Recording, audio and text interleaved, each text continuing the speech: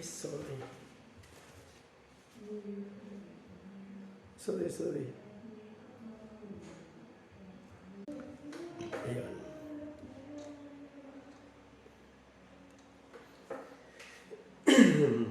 Okay. Magandang gabi sa ating lahat and welcome to our Bible study time. This is Pastor Rod. Please check and share. We are now in the YouTube. We are now in the YouTube channel. Ngayon kasi hindi pa tayo pwedeng mag-mission or missionary work. So this is the time to reach other people via social media. Ito po ay tuwing 8 p.m. ng gabi at ito naman ay maiksi lang, 15 to 20 minutes lang ang ating pag-aaral. So, i-click lang nyo and i-subscribe nyo. Kasi nag-open ako ng YouTube para somebody advised me kasi na mag-ano ng YouTube. So sabi ko, parang okay rin naman. So, madali naman pala maggawa ng YouTube account. So, ginawa ko na rin para mangyari, maano na. But ngayon, sa Monday, mag-start ako ng basic lesson about faith.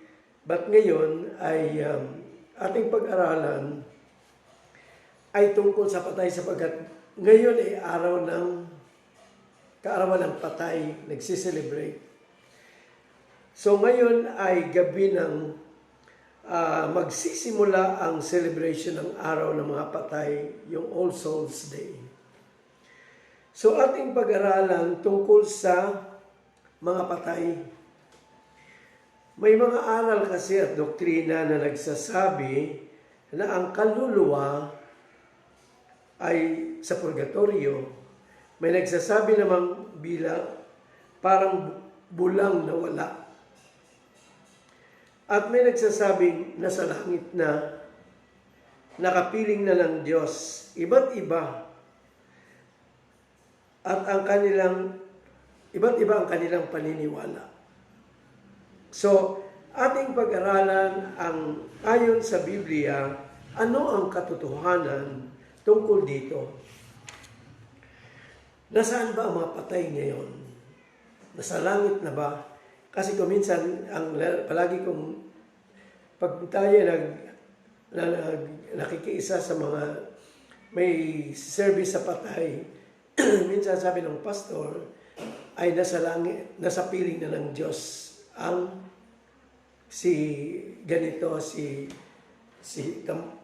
yung mga namatay na yun. Kaya ating pag-aralan ang tungkol dito. Okay. Ang sabi sa unang Tesalonica, tingnan muna natin ang kalagayan ng tao. Ang sabi sa unang Tesalonica, chapter 5, verse 23, naway lubusan kayong pakabanalin ng Diyos na siyang nagbigay ng kapayapaan at naway panatilihing niyang walang kapintasan ng buo ninyong katauhan, ang espiritu, kaluluwa, at katawan. Hanggang sa paparito ng ating Panginoong Jesucristo. So sabi niya, ang tao ay binubuo ng espiritu, kaluluwa, at katawan. So, paano nagkaroon ng katawan, ng kaluluwa? Atin mo nang tingnan, paano nagkaroon ng kaluluwa ang tao?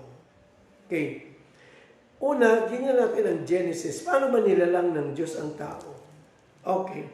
Ang sabi sa Genesis chapter 2, verse 7, sabi niya, at nilalang ng Panginoong Diyos ang tao sa alabok ng lupa. At hiningahan ang kanyang butas ng ilong ng hininga ng buhay at ang tao ay naging kaluluwang may buhay. Ang sabi roon, ang tao ay nag-form ang Diyos mula sa alabo ng tao. Tapos sabi niya, siyempre wala pang buhay yon. Ang sabi niya, nung hiningahan siya ng Diyos sa butas ng ilong, naging kaluluwang may buhay. So lumagsama ang katawan na ginawa ng Diyos at hininga ng Diyos, nagkaroon tayo ng kaluluwa na buhay tayo. So yun ang tawag, naging kaluluwang may buhay. Kaya nga tayo, may nakakaramdam tayo ng sakit. Magandang gabi, Cynthia.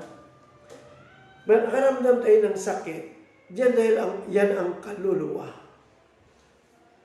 Ngayon, kung titingnan natin, kapag namatay ang tao, ano ang mangyayari sa katawan at sa espiritu ng hininga ng Diyos?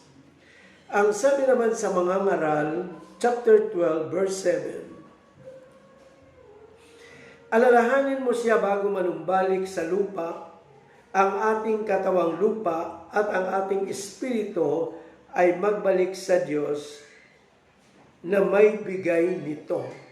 Okay. So makita natin, pag namatay ang tao, babalik sa lupa ang ating katawan sapagkat ito'y galing sa lupa. Katawang lupa. At ang ating espiritu, sabi niya, ay babalik sa Diyos. So pagkatapos mamatay ang tao, babalik sa Diyos yung hininga na yun na taglay natin nung tayo buhay. Pagkatapos yung katawang lupa, siyempre pag nilibing siya, babalik sa lupa ang katawan sapagkat siya galing sa lupa. Ngayon, sa mga taong patay, ay walang pakiramdam na. Kasi wala na nga yung kaluluwa na nandoon, yung nag-form, yung body and yung hininga, so nawala na. So ang nangyari, nawala yung kaluluwa. Kasi pag nagsama yung dalawa, magkakaroon lang ng kaluluwa. So nawala yun. Kaya nga, ang taong patay, kahit anong gawin mo, hindi na makaramdam. Kasi nawala na nga ang kaluluwa. At bumalik na ang hininga ng buhay, bumalik na sa Diyos. At pag nalibing na siya, babalik na siya sa lupa. Ngayon, ang sabi ng Panginoong Hesus mismo, ang mga taong patay, ang tawag niya ay natutulog lang. Sabi na tulog lang siya. Okay. Tingnan natin ang mga halimbawa. Nagbigay ako, ito yung mga halimbawa para patunayan na tama ang sinabi ng Diyos sa taong namatay na sila ay natutulog lang. Ang sabi niya kay Lazaro, okay, si Lazaro ay matalik na kaibigan ng Diyos. So sabi niya sa chapter 11, umpisa natin sa verse 11, pero, okay, para maging malinaw sa inyo, simulan natin sa 5 hanggang 11. 15. Mahal ni Jesus ang magkapatid na Maria, Marta at Lazaro. Ganyan man pinaraan pa niya ang 2 araw matapos mabalitaan may sakit si Lazaro. bago sinabi sa kanyang mga alagad, magbalik tayo sa Judea. Rabi, sagot ng mga alagad. Hindi po ba't kamakailan lamang ay tinangka kayong batuhin ng mga Hudyo? Bakit kayo pumunta na naman doon? Bakit kayo pupunta na naman doon? Sinabi ni Jesus, hindi ba ang 12 oras maghapon ay hindi natitisod ang lumalakad sa araw sapagkat nakikita niya ang ilaw ng sanlibutan? Natitisod ang mga lumalakad sa gabi sapagkat wala na sa kanyang ilaw. Okay. Dinugtong pa ni Jesus, natutulog, ito ang sabi niya, natutulog ang kaibigan nating si Lazaro. Paruroon ako upang gisingin siya. Alam niyo, ang larawan nito na sinabi ng Panginoon ay gigisingin, ang patay ay gigisingin niya sa huling araw. So, sabi niya, puntahan natin at gigisingin natin. Panginoon, kung gayon po ay gagaling siya, tugon ng mga alagad. Ang pagkamatay ni Lazaro ang tinutukoy ni Jesus. Ngunit, ang akala ng mga alagad ay karaniwang pagtulog ang tinutukoy niya. Dahil dito, maliwanag na sinabi ni Jesus, patay na si Lazaro. Ngunit dahil sa inyo, ako'y nagagalap na wala ako roon upang kayo'y manalig sa akin. Tayo na, puntahan na natin siya. Yun ang sabi niya. So halika na, puntahan na natin siya. Pero ang sabi niya, natutulog lang. Okay. Pangalawang halimbawa ay kay Lucas naman. Kunin natin kay Lucas chapter 8. Lucas chapter 8 verse 52. Ang sabi niya, 52. Okay, ito rin ay tungkol doon sa namatay na, okay, na naghoy ang mga lahat ng naroon. Okay. Siguro simulan natin sa 50. Okay. Nang narinig namin ito, sabi ni Jesus, sinabi niya kay Jairo, huwag kang matakot, manalig ka, hindi siya maaano. Kasi may sakit daw ang anak ni Jairo nito. Pagdating ni Jesus sa bahay, wala siyang isinama sa loob, kundi sina Pedro, Juan at Santiago, at ang ama niyang dalagita. Nanagoy ang lahat ng naroon at tinatangisan ang patay. Ngunit sinabi ni Jesus, huwag kayong tumangis, hindi patayan, natutulog lamang. See? So, ang sabi niya, natutulog lang. Okay. Siya pinagtawanan nila sapagkat alam nilang patay na ang dalagita. Ngunit, hinawakan ni Jesus ang kamay nito at sinabi, Eneng, bumangon ka. Nagbalik ang kanyang hininga, yan. Siya'y bumangon at pinagbigyan agad ng Jesus ng pagkain ang dalagita. So makita natin na balik si Jesus, binalik niya ang hininga ng batang iyon, ng dalagita, at siya ay gumaling. Ngayon, sabi naman, so, ito ang una, kay Lazaro, ito ay larawan ng pagising ng Diyos sa panahon ng paghukom. At dito naman, sinabi ni Jesus na natutulog at nagbalik ang kanyang hininga at bumangon siya. Kaya, yung hininga ng Diyos ay ibabalik niya sa bandang huli. Kaya nga, ang sabi niya sa Juan, kaya maliwanag na ang sabi ng Diyos, natutulog lang. Sapagkat sabi niya ay gigisingin siya.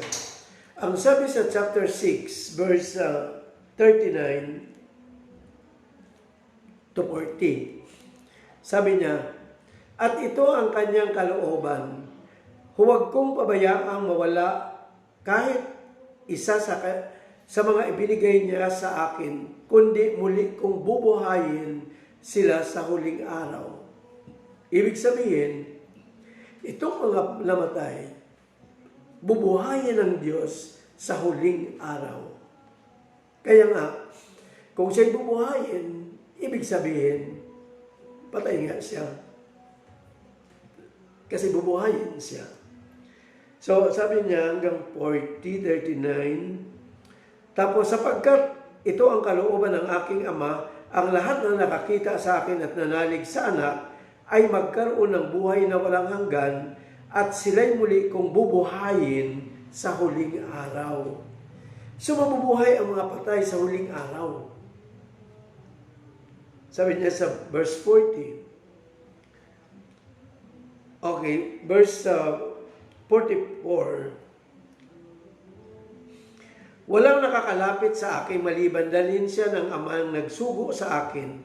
At ang lalapit sa akin ay muli kong bubuhayin sa huling araw. So, ang sabi ng Panginoon ay bubuhayin lahat sa huling araw.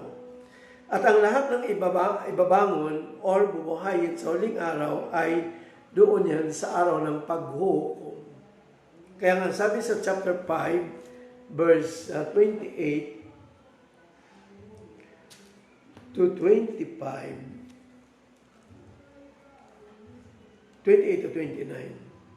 Okay. Sabi niya rito, huwag ninyong itong pagtakhan sapagkat darating ang oras na maririnig ang mga patay ang kanyang tinig. Sila'y muling mabubuhay at lalabas sa kinalibingan nila. Tingnan mo, lahat sila lalabas sa kinalibingan nila. Lahat ng gumawa ng sila'y muling buhayin at lalabas sa kanilang libingan. Lahat ng gumawa ng mabuti ay magkaroon ng buhay na walang hanggan at ang lahat ng masama ay parurusahan. So yung ating naging topic ng isang gabi tungkol sa paghuhukom ay ganun niya ang mangyari. Hindi ba parurusahan? Mayroong paparusahan at mayroong buhay na walang hanggan sa piling ng Diyos at parusa din sa buhay na walang hanggan sa kaparusahan. Ito rin ang sabi sa chapter 20 ng pahayag or Ecclesiastes, pahayag o Revelation. Chapter 20 verse 13. Okay.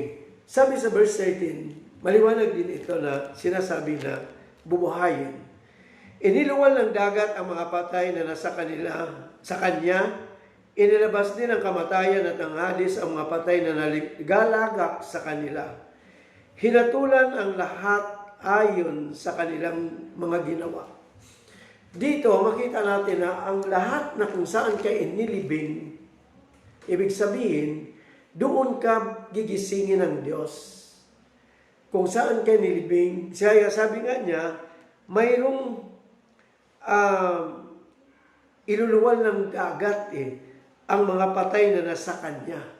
Kasi may mga, di ba, may mga namatay na hindi na nakuha sa mga sako na sa barko, sako na sa mga mangingisda or maraming iba. May mga eroplano na bumagsak doon na hindi na nakukuha. Kaya sabi nga niya, mayroong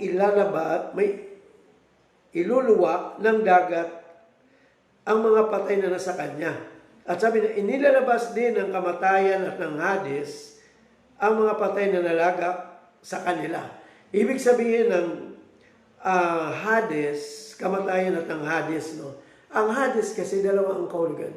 Hades, inalalagyan ng mga patay. So, kinalagyan ng mga patay, hindi ba? Sementeryo. Or, kasi isang kahulugan ng Hades, impyerno. Kaya nilalagyan din yun ng mga patay, impyerno. Kaya lang, wala pa naman ngayong impyerno, wala pa. Wala pang paghuhukom At kagabi nga sabi natin, wala pang akit sa langit. So sabi nga, okay, verse 14, pagkatapos sa huli, hinatulan ang lahat ayon sa kanilang mga gawa. Pagkatapos ay itinapon sa lawang apoy ang kamatayan at ang Hades, ang lawang apoy na ito na pangalawang kamatayan. So, maliwanag na pagkatapos ay itinapon sa lawang apoy, okay, nag-cut lang ng internet.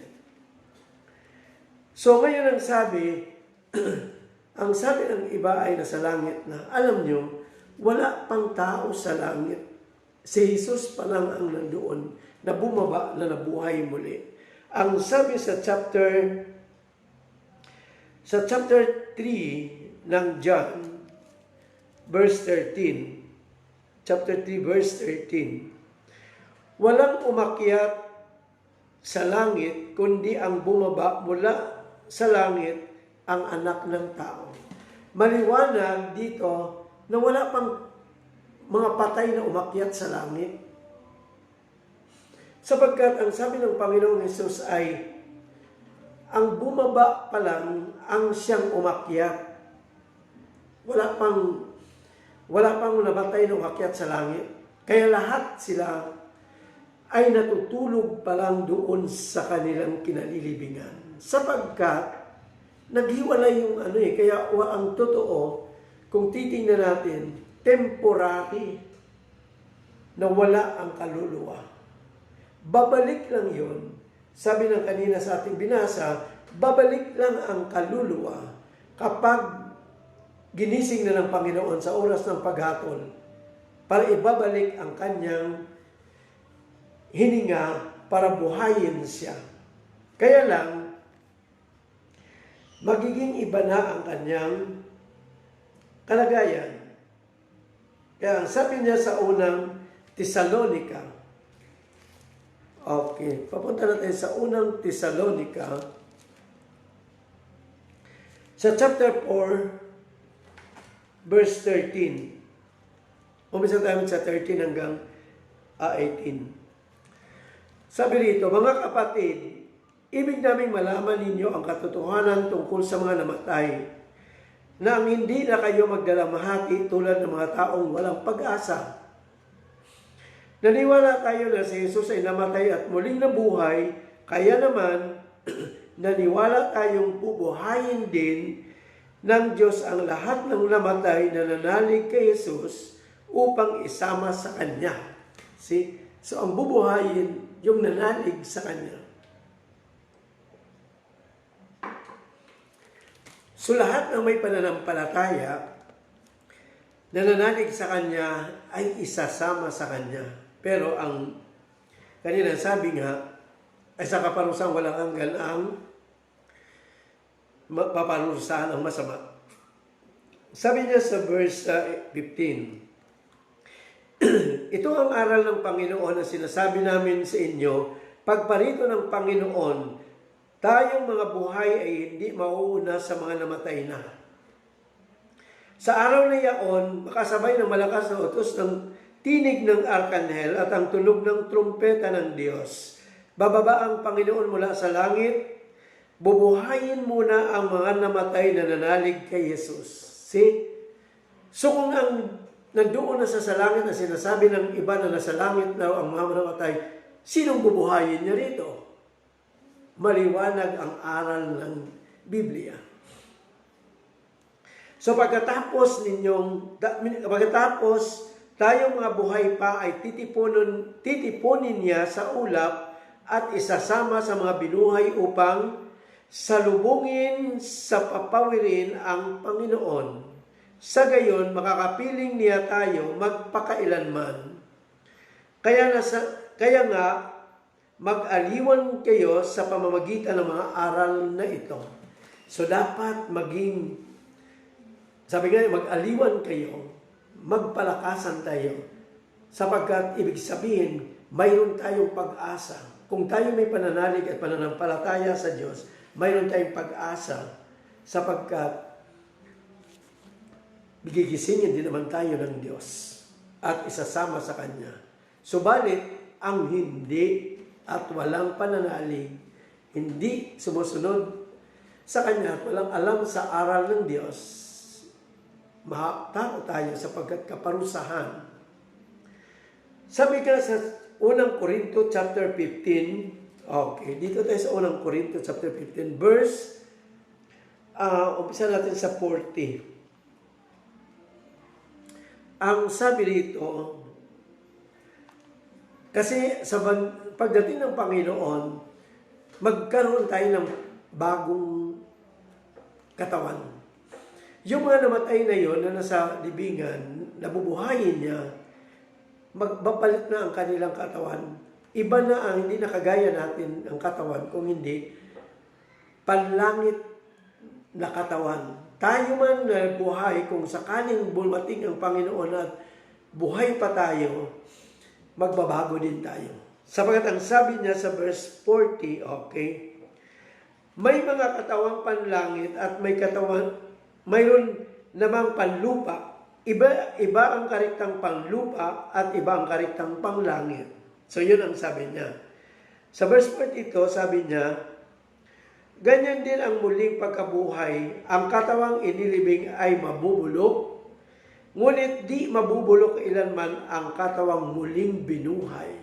So, yun yung ating katawan. Pag itong nabubulok, papalitan ng hindi na nabubulok. Sa pangit at walang kaya ng ilibing, maganda't malakas ng muling buhayin. Kasi kung pagbuhay pala sa ating muli, siyempre nakita natin hindi nga maganda ang inilibing dahil patay na, pero sabi nga niya, pag binuhay siyang muli, maganda't malakas. Ganyan pala ang kalagayan natin.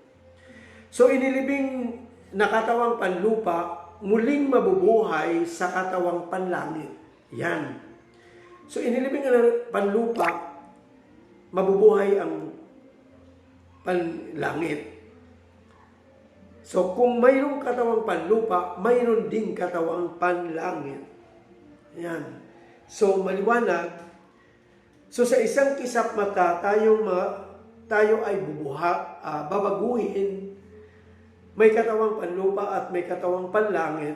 Ang katawang panlupa ay papalitan ng katawang panlangit. Kaya nga sabi sa verse 50, okay. Sabi sa verse 50, at dito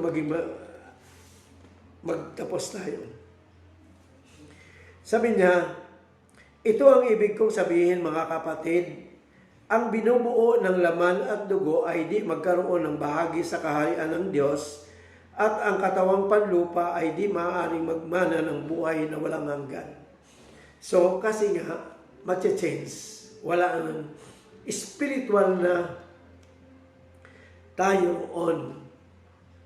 So, pakinggan ninyo ang hiwagang ito, hindi mamamatay ang lahat. Ngunit lahat tayo'y babaguhin. Okay. Sabi niya, hindi mamamatay sapagkat, siyempre pagdating niya, maaaring marami pang buhay, pero lahat tayo babaguhin. Sa isang sandali, sa isang kisap mata, kasabay ng muling tunog ng trumpeta, pagtunog ng trumpeta, ang mga patay ay muling babuhayin at di na mamamatay. Babaguhin tayong lahat, sapagkat itong katawang nabubulok ay dapat mapalitan ng di nabubulok at ang katawang namamatay ng di namamatay. Kapag napalitan na ng walang pagkabulok ang nabubulok at napalitan na ang walang kamatayan ang namamatay, matutupad na ang nasasaad sa kasulatan, nalupig na ang kamatayan, ganap na ang tagumpay. Kaya nga sabi ng Panginoon dito sa away, nasaan o kamatayan ang inyong tagumpay? Nasaan kamatayan ang inyong kamandag? Wala nang kamandag doon, sapagkat binuhay ng bagong buhay na. Ang kamandag ng kamatayan ay ang kasalanan. See? At ang lakas ng kasalanan ay magmula sa kautusan. Magpasalamat tayo sa Diyos at magbigay sa atin, na nagbigay sa atin ng tagumpay sa pamamagitan ng ating Panginoong Jesucristo. Kaya nga mga kapatid, magpakatatag kayo at huwag matinag, magpakasipag kayo sa gawain para sa Panginoon, yamang alam ninyong di masasayang ang inyong pagpapagal para sa Kanya. Kaya mga kapatid, maliwanag dito na ang mga patay ngayon ay natutulog lang, ang sabi talaga ng Panginoon, sapagkat humiwalay na ang hininga ng Diyos at ang katawan. So wala siya. Temporary lang siya na natutulog. Ang sabi ng Panginoon, tulog, sapagkat hindi na niya alam ang kalagayan pagkatapos noon. Babalik siya pag dumating ang Panginoon, babalik din pag ginising niya. So siya mismo ang gigising. Sapagkat sa kanya nagmumula ang buhay. Sa siya rin ang babalik doon. Kaya nga, sinasabi ng marami, si Maria nasa langit na raw. Si Maria wala pa sa langit. Natutulog din siya. Walang kapangyarihan sapagkat isa pa lang ang umakyat. Yung bumaba, ang sabi niya. Ang bumaba pa lang ay si Jesus at nabuhay na muli. Namatay siya at nabuhay na muli. At umakyat siya. So wala pa sa langit ang mga namatay. Naghihintay lahat ng araw ng paghukom. Pero okay naman na tayo pumunta sa mga sementeryo para alalahanin ang mahal sa buhay sapagkat nandoon ang kanilang labi. At sabi ng Panginoon, doon sila gigisingin. Doon sila magmumula pag ginising sila. Kaya dapat magkaroon tayo ng takot sapagkat lahat tayo ay babaguhin.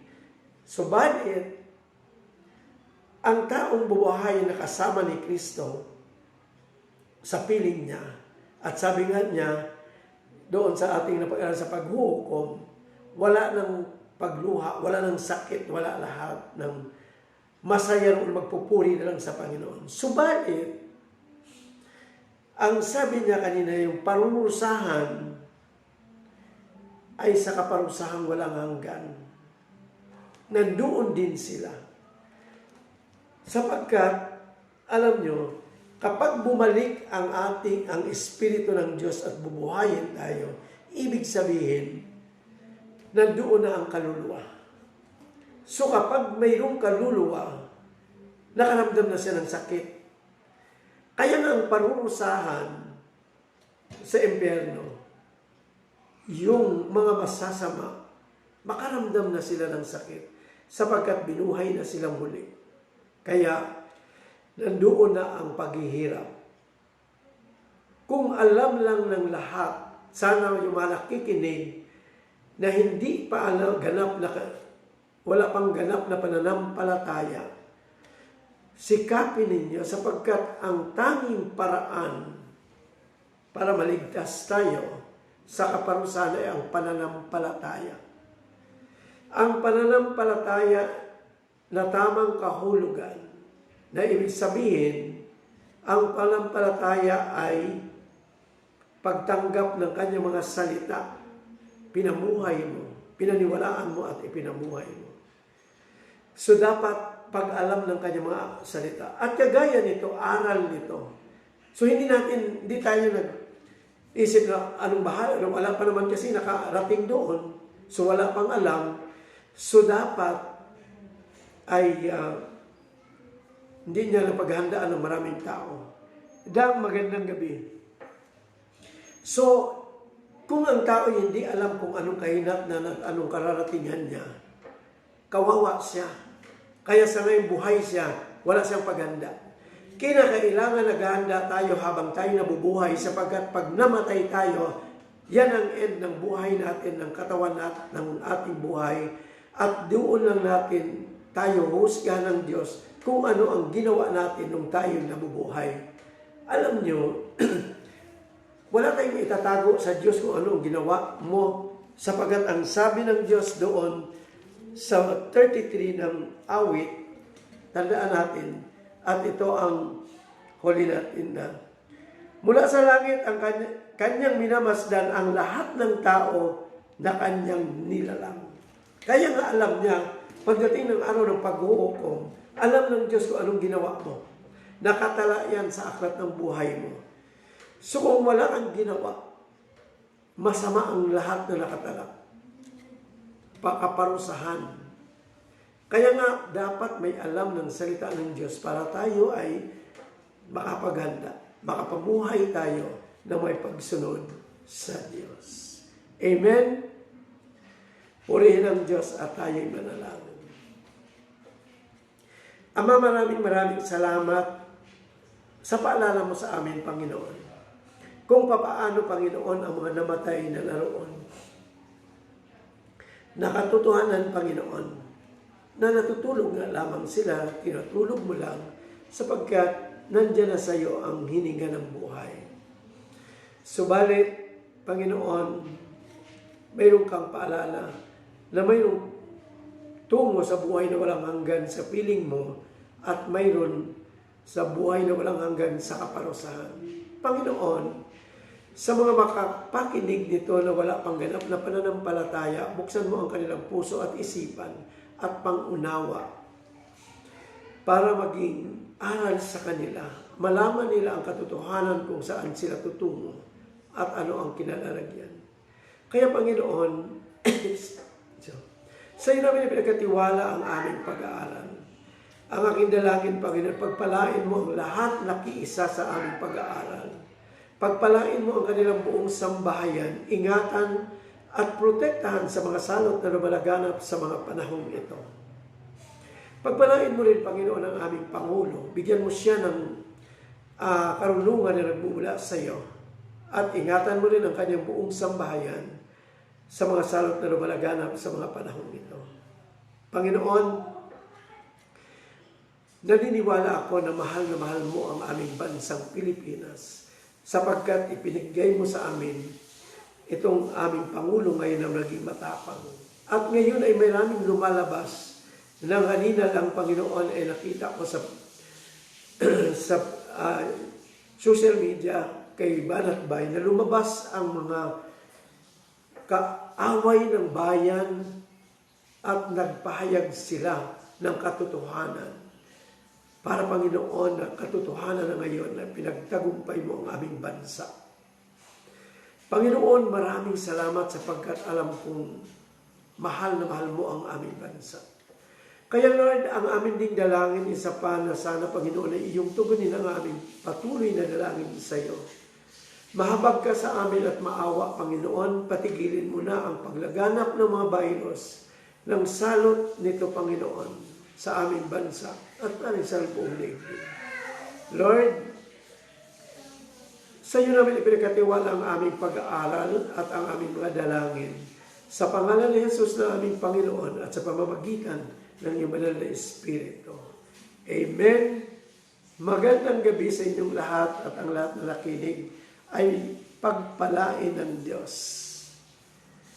Okay, pakiclick ninyo sa notification para ma-share ninyo sapagkat nag-open na ako ng YouTube channel para ma-share natin.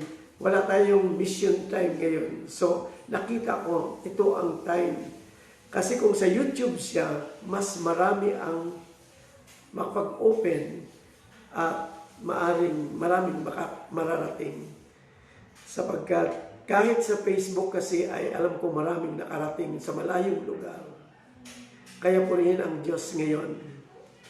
At sana ay i-share ninyo pag nakita ninyo ito. Thank you po.